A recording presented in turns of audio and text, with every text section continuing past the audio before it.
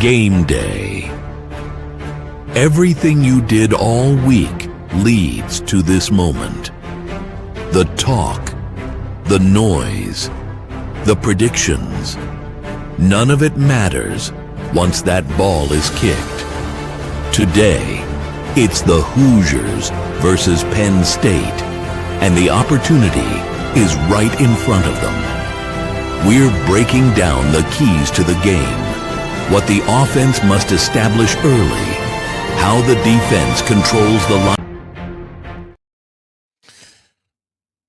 Welcome into Coach Griff's pregame primer. Sorry, I got the wrong intro there. That's not good on a game day Saturday at 10:30 in the morning. But being all that and it's senior day, I'm a little excited for this afternoon's game between Indiana and the Wisconsin Badgers. Hello again, everybody. I'm the coach, Shannon Griffith, and my apologies for that intro there. Living in the fame of last week by this Indiana Hoosier team. So I apologize for that. Big game today in Bloomington. As I said, Wisconsin this afternoon, noon kickoff, BTN in Bloomington Memorial Stadium in Indiana. Into this ball game. And if they win, would be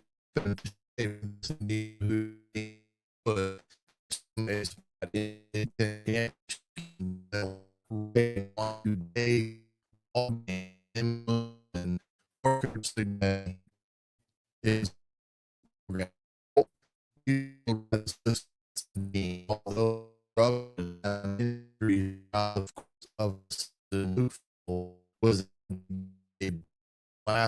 not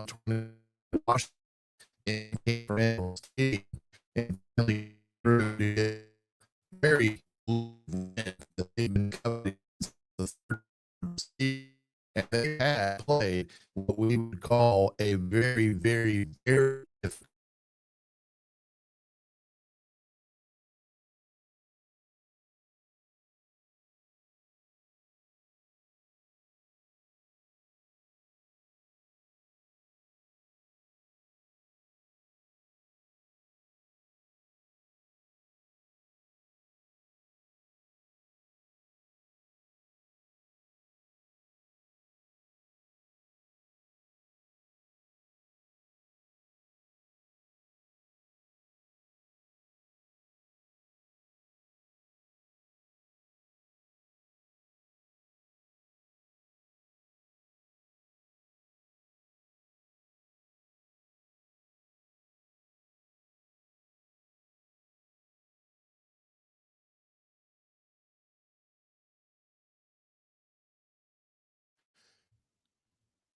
Excuse me there for the little bit of technical difficulties as we experienced there. And I apologize for that as we get back live here. A lot of gremlins this morning in this broadcast already has had a little bit of a setback there, but I'm back on. And hopefully if you are in the chat, you can let me know as well if that is possible. By all means, let me know with the thumbs up if you are watching, but I'm going to continue until otherwise told. But anyway, this Wisconsin team was able to get a huge win last week against Washington. They're in Camp Randall. And another thing about this Wisconsin team, their defense is very good. They've only allowed 111 yards per game rushing thus far in the 2025 season and only 22 points a game. So their defense is fully capable of keeping them close and in the ball game. And if their offense can find any form of rhythm at all, they're going to have a chance. And against Indiana today, while their offense has struggled mightily, Wisconsin, that is, playing a true freshman at quarterback, Carter Smith, and also seeing Hunter Simons today, Indiana's defense will have to be very well prepared. And if they can do what they're capable of, they can shut down this Wisconsin offense. But the thing about the scenario today is Indiana's offensive run game. They're going to have to find ways to run the ball against this stout Wisconsin front. And as I said on Thursday, Indiana's rushing offense this against teams like Penn State, against teams like Oregon, and teams like the game they had against Michigan State where they only rushed for 132 yards on the day. They've only averaged like 113 yards against stout front sevens, and that is a concern. And today will be a good day for them to get the running game established early and often, Hemby and Black, and find ways to utilize those two kids in the backfield today, not just handing the ball off to them, but even throwing it to them, be it screen passes and things of that magnitude, to slow down this defensive front four for Wisconsin will be vitally important on the year, or on the day, for Indiana to come out with a victory. One thing that you can bet assure when you look at the statistics of this Wisconsin team, you can look right here, right now, where Indiana were going to have their hands full in this respect. That Indiana right now, 44.5 points a game scored to 12.6 for Wisconsin. Indiana first in rushing yardage, 23.19 in the Big Ten and in the country. But at the same time, against teams that have a stout front seven, they've only rushed for 113 yards on average. Passing game has been very good all year. Right now, it is fourth overall. And then total offense, they fall to number 2 under the 500 yard per game mark. USC has the top spot, but Indiana is right there at number 2. And Wisconsin boasts a 255.6 yards of offense a game, which is last in the Big Ten. Third down conversions, you can see Indiana does quite well, except for fourth down. And when you look at points off of turnovers for Indiana this year, huge, 82 points off of turnovers on the year. So if Indiana can take advantage of this Wisconsin team, who is a -6 in turnover margin, Indiana could get some vital points off of that statistic as well.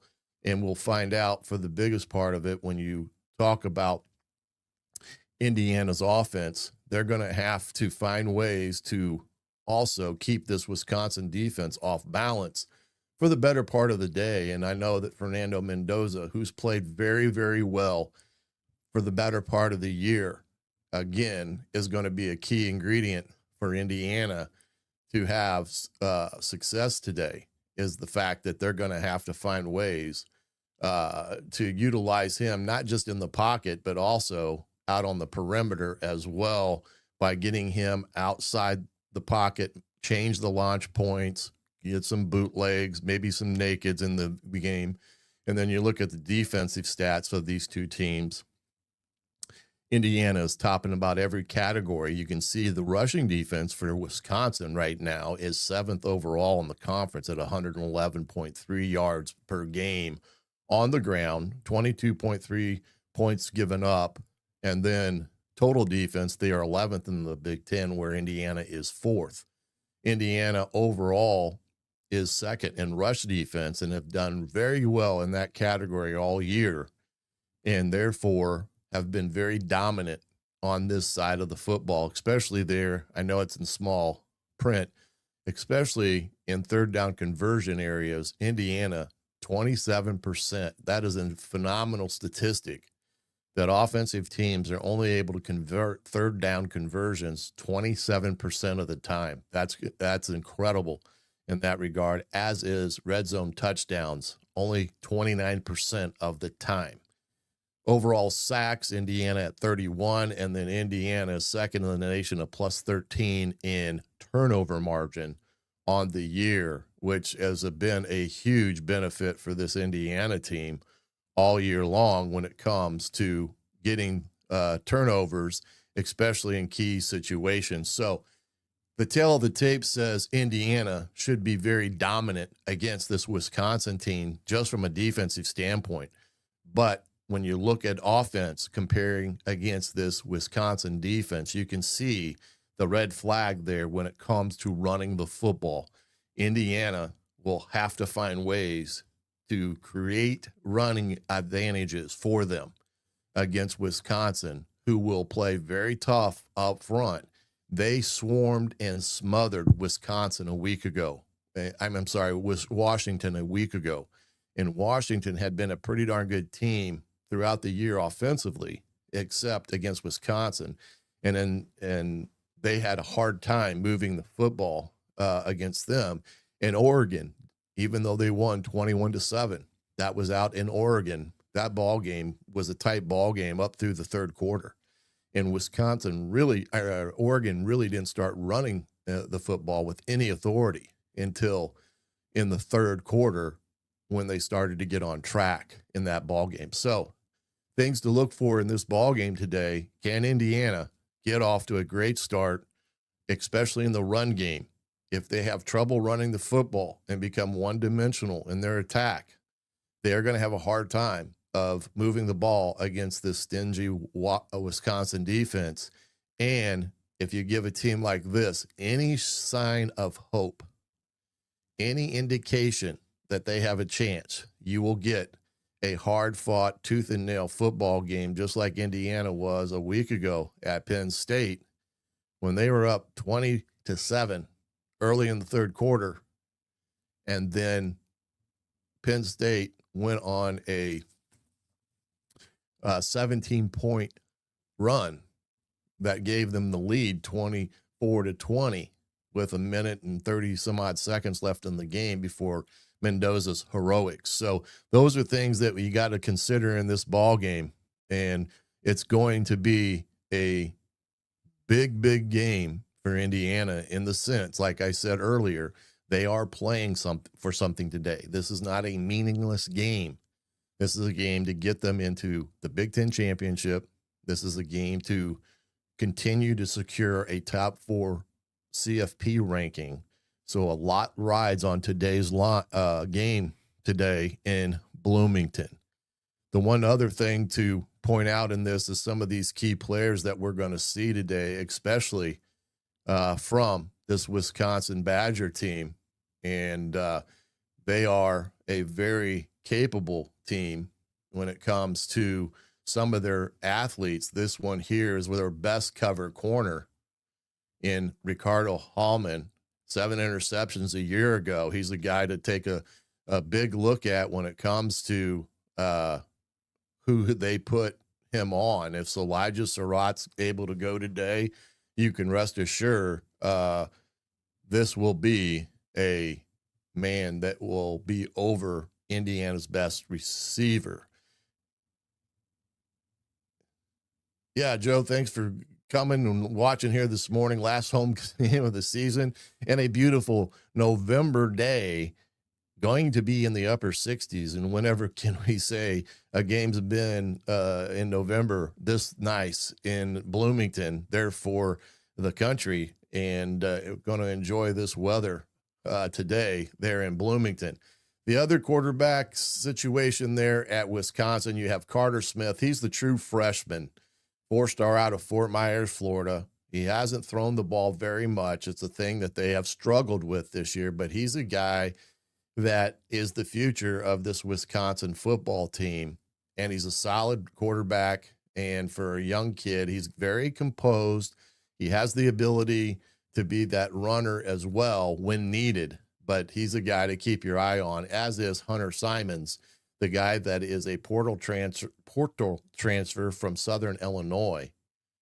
He only played 5 games last season there for the Salukis before his season ended, but you can see he threw for 852 yards and 3 TDs just in 5 games.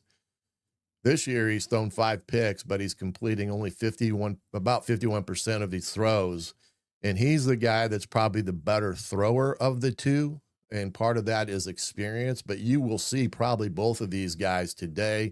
In the backfield, you can look at this Gideon. He's a redshirt freshman, averaging 4.4 yards a carry thus far. He had over 2,000 yards as a high school senior, but a very solid guy, very similar to Kalon Black. And then Dupree, the other one, get a little bit more, I guess you could say, speed out of Mount Carmel, very good high school there in Illinois, also a 4-star recruit. So they got two capable backs. They've had trouble running the ball up front against a very, big size, prototypical offensive line that you will see from Wisconsin, but they have struggled running it this year. The top receiver is Vinny Anthony on the outside. He's their game breaker. That's the guy they like to go to in situations one-on-one. And he has made some big plays this year. Last year, he led the team in yards and 672 yards on the year, averaging 17.2 yards per catch. This year, right now, 291, 11.2 in an pass offense that has struggled. But when they need to throw it up deep, they're going to throw it up to him. And philosophically, this Wisconsin team is a team built on power and counter run games where they like to really bang it up inside. And if you find you cheating, they're going to throw it over the top of you. One big thing they've got this year is a kid out of Missouri State, portal transfer, Lance Mason. He's been one of their most productive receivers. 281 yards a game on the season, 281 yards so far, but averaging 12.2 and 3 touchdowns. So you can see he's a pretty important factor, especially in their red zone offense. But he's a guy Indiana is going to have to keep in check. When you look at this defense, look no further than Cooper Catalano, freshman, 3-star, set the Wisconsin tackling record as a senior. And this young man, although a freshman, has played pretty decently for them since he's been inserted in the lineup. And then when you look for the edge rushers, Daryl Peterson, he's a very quick 6'1", 260 guy, 1 sack on the year, 6 TFLs. Very quick. So Carter Smith and Benson are going to have their hands full, not just with him, but the Sebastian Cheeks. He's one of their guys that you call pass rush specialists. 3 sacks on the year, 5 TFL. So a very capable guy off the edge. So Carter Smith and Khalil Benson, we're going to have their hands full with these edge rushers today. And this is where I think Indiana's got to think of throwing the screen game when they can. Let's see. Wisconsin wants to get their opponents into a rock. Well, that is pretty much true. Mission forward. Appreciate you coming by today. Hope you're doing well and enjoying this November weather. And they did that. They suffocated Washington pretty much all day long. And Cheeks was a big part of that defense last week that did that and did it very well. The other kid in this category is Mason Regier. He is a grad transfer from Louisville. He had 5 sacks a year ago. Again, 6'5", 248. He's already has 3.5 sacks and 4.5 TFLs. So he's a young man that can play bully football. And what this defense likes to do, they like Mason stipulated there, they want to fist fight you in that respect. They want to put you in a square room essentially and keep you from getting to the outside. So those 3 guys are pretty important to their defense. And then you've got the big fellas up front. Ben Barton, 6'5", 330. Again, this is a guy that won't overwow you with speed or lateral quickness, but he will wow you with strength. He's a guy that likes to penetrate. That's what this defense is about. And when he has to, he is a guy that can be a bully on the inside, as well as Parker Peterson, who is also a transfer from Tulane, who had 4.5 sacks a year ago. So you're going to have to watch those guys today for this Wisconsin defense, because they are a very, very capable football team when it comes to, as I keep hitting buttons, as you can see, I'm not very good at this. But anyway, this football team, especially defensively, is a team that is very, very good in their front 7, and their secondary is decent as well. And they're pretty darn good in the back half. Their problem is they've been on the field way too much this year. They've also lost field position battles where opponent offenses have gotten short fields against them. And that has led to the fact when you have an very unproductive offense, it puts your defense in a very big bind. And that's what's really hurt Wisconsin this year when it comes to wins and losses. Very good defense, not a so good offense. Part of that has been offensively is where they've had a lot of their injuries, especially when you think Billy Edwards Jr., the transfer from Maryland, the quarterback who had an outstanding career at Maryland, especially a year ago, came to Wisconsin and was hurt in game 1 and has not seen the field since and has lost the entire season. And from that point forward, they've even lost another quarterback to injury. And so you can see they're down to their third and fourth team on the offensive side of the ball. Our Joe Moore finalist O-line is going to have to play like it today. Yeah, there's no question.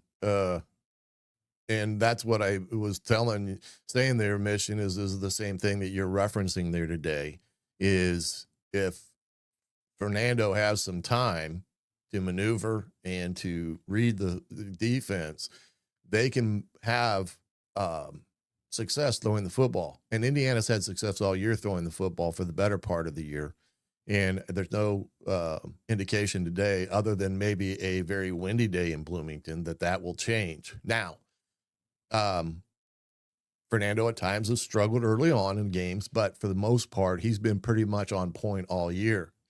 One thing that I was saying on Thursday night on the Hoosier tailgate was Indiana, outside of going against stronger front defensive teams like Wisconsin, like Penn State, like Oregon, where they're only averaging 113 yards on the ground. Those games, Fernando has been very good in the passing game, and they've gotten their big plays on the outside. But when you get into this time of the year, you got to be able to run the football. It hurt them a week ago in Happy Valley. Their inconsistencies on first and second down led to third and longs, and their conversion rate on third down a week ago was the worst of the year. Same thing holds true today. They got to have success first and second down. That's another thing to keep an eye on today. Indiana, if they're having success on first and second down efficiency, 4 to 5 yards on average, setting up more third and medium and third and shorts, then that's going to tell you Indiana's on point on offense and everything's working as needed against this defense. Indiana also has got to help the offense and the offensive line by changing the launch point of Fernando. When they throw the ball, they've also got to figure out different type of running schemes, because the inside zone against a team that likes to penetrate with their defense is not a good sign, because that is what hurts about any run game, but especially zone plays, because a penetrating defense on zone is very difficult to get them moving, because they like to sit in there and bully it up. So that's where I said Indiana's got to do some gap run schemes or some speed sweep type of concepts to either get the ball to the outside, or if you're going to bang it up and go right at this defense, which I agree you have to, you got to be able to run the power counter game on top of the RPO game and be able to keep them off balance that way. Let's see here. I really like screens. Yeah, exactly. We're kind of on the same wavelength there, Mission. Scary. Wisconsin's defense may keep it close, but I expect IU to win by at least 2 touchdowns. Well, I hope that is a very true statement there, Joe, and I do think that Indiana will have that opportunity, but it does come down to the efficiency the offensive shows on first and second down.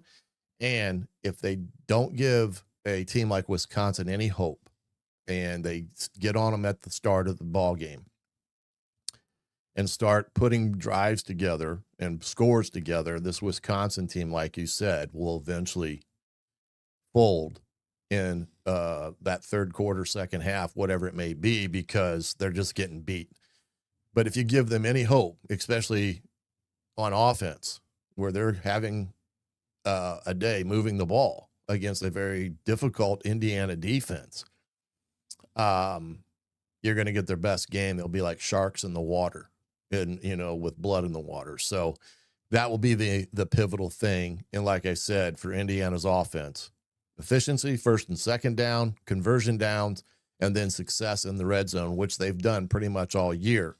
That can lead to another win, securing a Big Ten championship bid, as well securing their top 4 ranking in the college football playoffs. But we'll have to see in that respect on how that all plays out today. Some of the objectives that I outlined earlier this week, and when it came to this ball game,